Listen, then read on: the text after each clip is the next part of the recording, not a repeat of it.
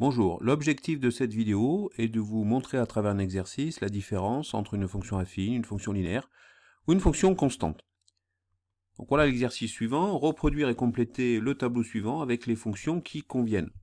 Alors, on doit classer chacune des fonctions parmi la catégorie fonction affine dans laquelle vous avez des fonctions constantes, des fonctions linéaires ou autres, et des fonctions non affines.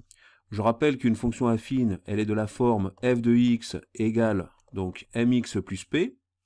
Lorsque m est égal à 0, on a ce qu'on appelle une fonction constante, f de x égale p. Et lorsque p est égal à 0, on a une fonction que l'on appelle linéaire, qui est de la forme f de x égale mx. Donc à partir de là, on va pouvoir ainsi voir, par exemple, pour l'exercice 1, on voit qu'ici, cette fonction est bien de la forme mx plus p, donc avec m égale donc moins 2 tiers, p égale à 6.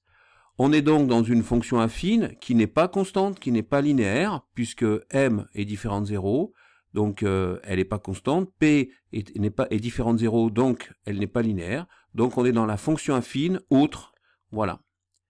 Alors ensuite, on a cette fonction-là, qui donc peut s'écrire moins 2 tiers de x plus 6 divisé par 3, c'est-à-dire moins 2 tiers de x plus 2.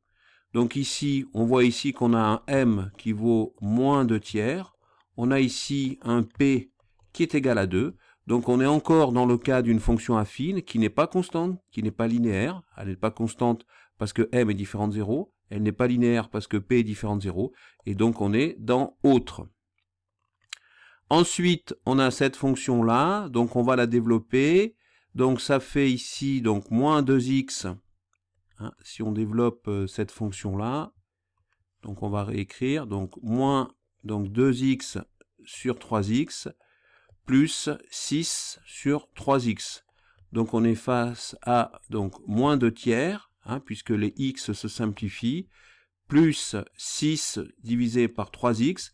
Donc là, on voit bien que c'est une fonction qui n'est pas affine, c'est pas une fonction affine, elle n'est pas du type, elle est différente, elle n'est pas du type donc mx plus p, donc elle n'est pas une fonction affine, elle est une fonction non affine. Alors ensuite, j'ai cette fonction ici, donc je peux ici développer le calcul.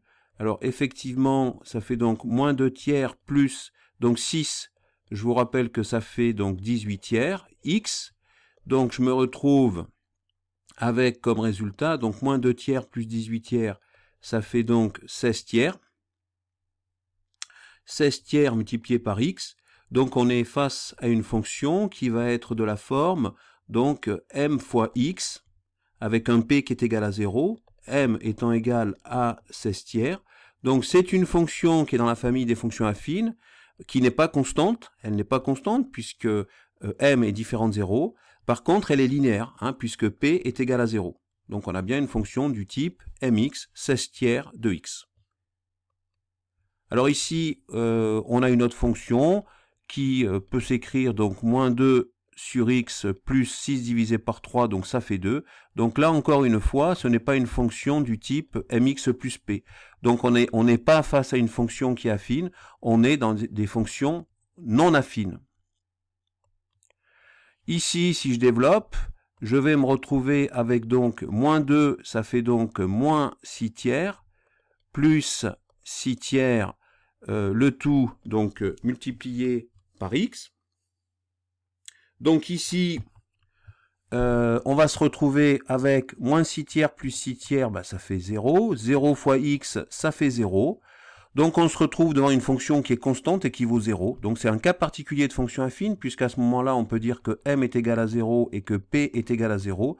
Donc on est là dans le cas de fonction constante. Alors ensuite, on a donc septièmement, hein, puisqu'on vient de faire la sixième, voilà. Donc septièmement, moins 2x plus 6 tiers. Donc là, ça peut s'écrire donc moins 2x plus 6 divisé par 3, ça fait 2. Moins 2x plus 2.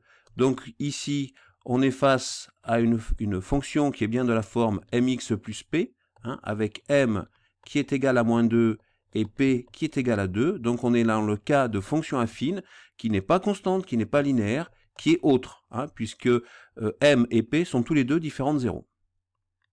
Donc ensuite, huitièmement, donc on a ici H8 de X égale moins 2 tiers plus 6. Donc là, ça va nous donner donc moins 2 tiers plus, je vous rappelle, donc 6, ça fait 18 tiers. Donc je vais me retrouver avec au final 16 tiers. 16 tiers qui est donc constant. Donc on se retrouve face à une fonction où M en fait est égal à 0. Hein, je me retrouve face à une fonction avec un M qui est égal à 0, un P qui est égal à 16 tiers. Donc c'est un cas particulier de fonction affine, c'est une fonction constante. Donc voilà le tableau final. Donc dans les fonctions constantes, je vais avoir H6 et H8. Dans les fonctions linéaires, j'ai H4. Dans les autres, j'ai H1, H2 et H7. Et en fait, dans les fonctions donc non affines, j'ai H3 et H5. Et bien voilà, cette vidéo est terminée. J'espère que ça vous a plu et je vous dis évidemment à bientôt sur Skoll Mathématiques.